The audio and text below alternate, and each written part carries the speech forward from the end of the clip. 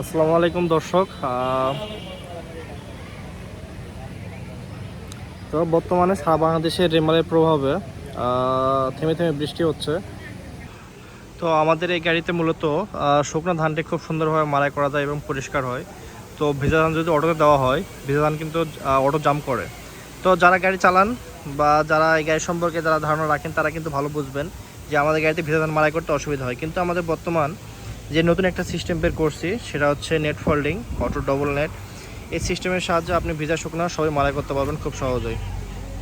দেখতে পাচ্ছেন এই ধানগুলো কিন্তু ভিজা আছে, রেমালের জন্য বৃষ্টি হচ্ছে থেমে থেমে। তো আমরা এই গাড়িতে এখন ভিজা ধানটি মাড়াই করবো খুব সুন্দরভাবে। আপনারা পুরো ভিডিও দেখবেন এবং আমাদের সাথে থাকবেন।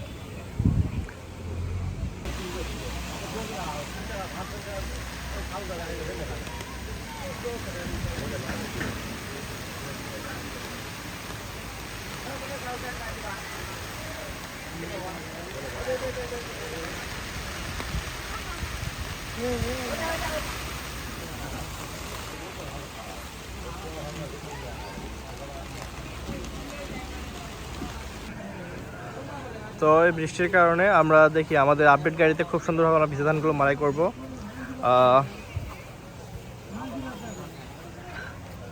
আর এই সিস্টেমের কারণে কৃষকদের অনেক উপকৃত হবে, কারণ আমাদের আবহাওয়া বৈরী আবহাওয়ার কারণে ধানগুলো ভিজতে পারে।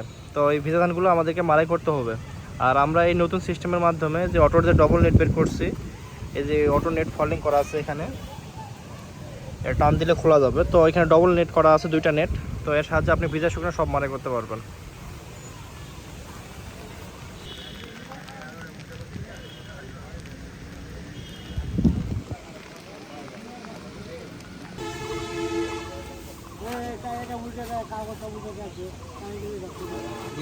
খারাপ মধ্যে একটা ভালো না।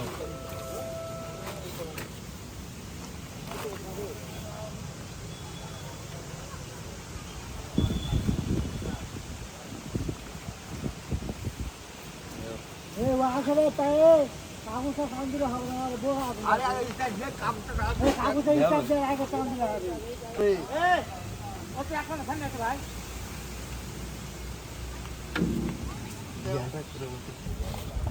না দাদা টান দাও, এক দিলে টান দাও, খুব যাবে না না আমি ঢুকে এই জায়গা এক টান দাও, দুই টান দাও না না পরে পরে